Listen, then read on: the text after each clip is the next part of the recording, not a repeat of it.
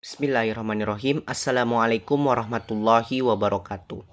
Perkenalkan, nama saya Muhammad Alfi Nur Syawal. Saya dari program studi manajemen dakwah semester 7 Fakultas Usuluddin Adab dan Dakwah YAIN Manado.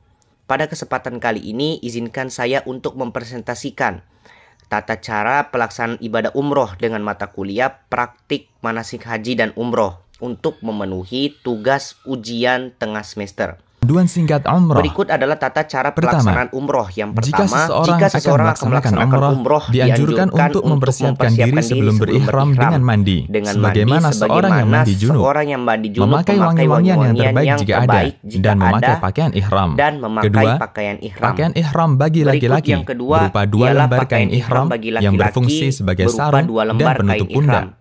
Adapun bagi wanita, ia memakai pakaian yang telah disyariatkan yang menutupi seluruh tubuhnya. Namun tidak dibenarkan memakai cadar atau niqab, yaitu penutup wajah, dan tidak dibolehkan memakai sarung tangan. Ketiga, berihram dari miqat dengan mengucap.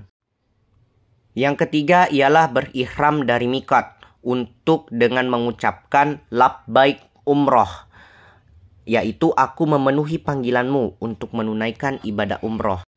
Yang keempat ialah jika dikhawatirkan tidak dapat menyelesaikan umroh karena sakit atau adanya penghalang lain, maka dibolehkan mengucapkan persyaratan setelah mengucapkan kalimat di atas dengan mengatakan Allahumma mahili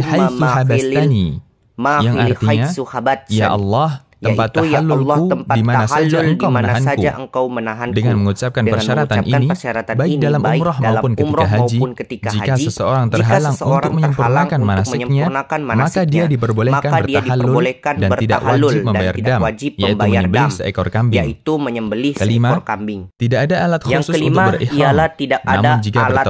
untuk berihram. Namun jika bertepatan dengan waktu salat wajib, maka salatlah lalu berihram setelah salat. Keenam, setelah mengucapkan talbiyah umrah, yaitu pada poin ketiga, dilanjutkan dengan membaca dan memperbanyak talbiyah berikut ini, sambil mengeraskan suara bagi laki-laki dan lirih bagi perempuan, sambil mengeraskan suara bagi laki-laki dan lirih bagi perempuan hingga tiba di Mekah. Labbaik Allahumma labbaik, labbaik la syarika laka labbaik, innal hamda wa ni'mata laka wal mulk la syarika lak, yaitu aku menjawab panggilanmu ya Allah. Aku menjawab panggilanmu ya Allah. Dan aku menjawab panggilanmu. Tiada sekutu bagimu. Aku menjawab panggilanmu. Sesungguhnya segala pujian, kenikmatan, kekuasaan hanya milikmu. Tiada sekutu bagimu. Yang ketujuh ialah jika memungkinkan, seseorang dianjurkan untuk mandi sebelum masuk ke kota Mekah. Yang kedelapan, masuk Masjidil Haram dengan mendahulukan kaki kanan sambil membaca doa masuk masjid. Allahumma ftahli abwaba rahmatik, yaitu ya Allah bukakanlah untukku pintu-pintu rahmatmu. Yang kesembilan, menuju ke Hajar Aswad lalu menghadapnya sambil membaca Allahu Akbar atau Bismillah Allahu Akbar, lalu mengusapnya dengan tangan kanan dan menciumnya. Jika tidak memungkinkan untuk menciumnya, maka cukup dengan mengusapnya, lalu mencium tangan yang mengusap Hajar Aswad. Jika tidak memungkinkan untuk mengusapnya, maka cukup dengan memberi isyarat kepadanya dengan tangan, namun tidak mencium tangan yang memberi isyarat.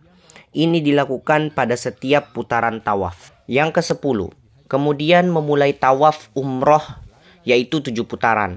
Dimulai dari Hajar Aswad dan berakhir di Hajar Aswad pula, dan disunahkan berlari-lari kecil pada 3 putaran pertama dan berjalan biasa pada putaran terakhir.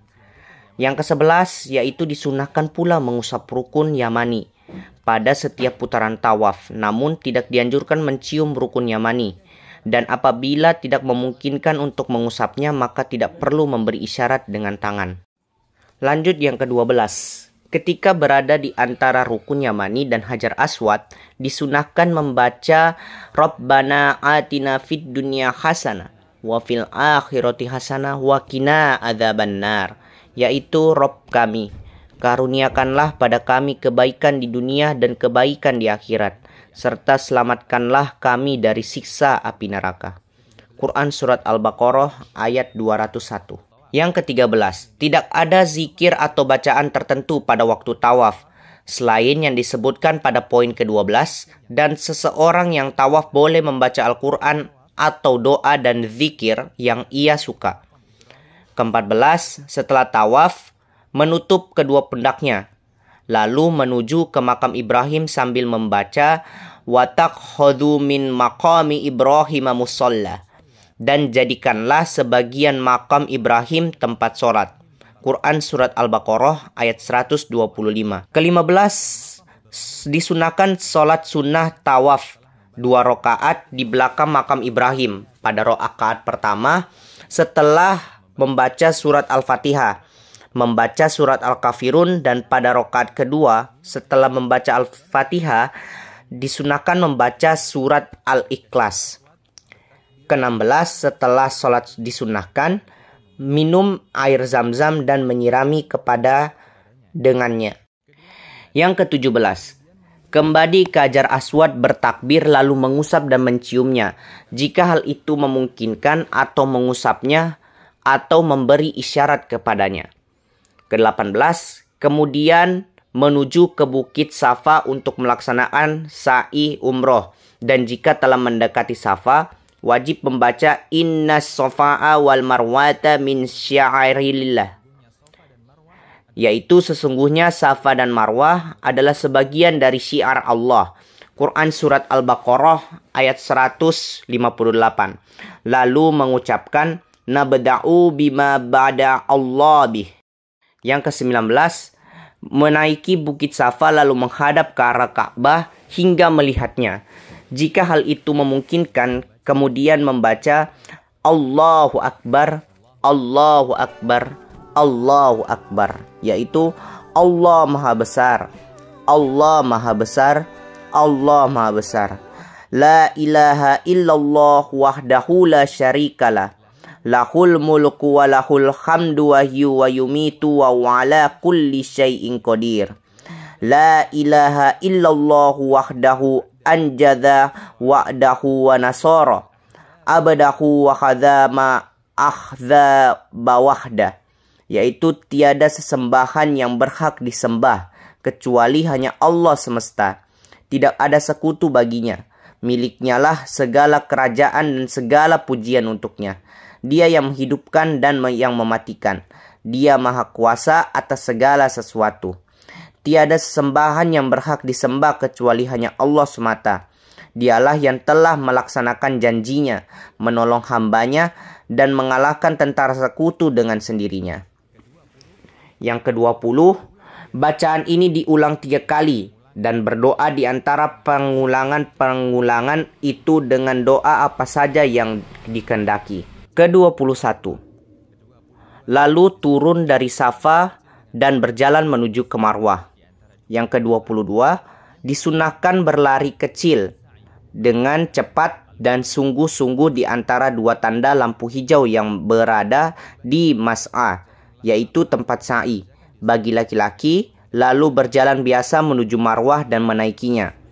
Yang ke-23, setibanya di Marwah, kerjakanlah apa-apa yang dikerjakan di Safa, yaitu menghadap kiblat, bertakbir, membaca zikir pada poin 19, dan berdoa dengan doa apa saja yang dikehendaki. Perjalanan yaitu dari Safa ke Marwah dihitung 1 putaran. Yang ke-24, kemudian turunlah lalu menuju ke Safa dengan berjalan di tempat yang ditentukan untuk berjalan dan berlari bagi laki-laki di tempat yang ditentukan. Untuk berlari lalu naik ke Safa dan lakukan seperti semula. Dengan demikian terhitung 2 putaran.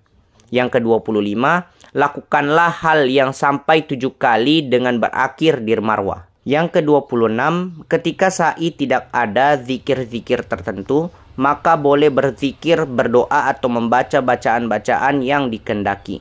Yang ke-27, jika membaca doa ini, Allahumma ghafirli warhamni wa antal adzul akram, yaitu ya Rabbku, ampuni dan rahmatilah aku, sesungguhnya engkaulah yang maha perkasa dan maha pemurah. Tidaklah mengapa karena telah diriwayatkan dari Abdullah bin Mas'ud dan Abdullah bin Umar radhiyallahu anhu bahwasannya mereka membacanya ketika sa'i. Yang ke-28, setelah sa'i maka bertahalul lah dengan memendekkan seluruh rambut kepala atau mencukur gundul, dan yang mencukur gundul itulah yang lebih afdal. Adapun bagi wanita cukup dengan memotong rambutnya sepanjang 1 ruas jari. Yang ke-29, setelah memotong atau mencukur rambut maka berakhirlah ibadah umroh dan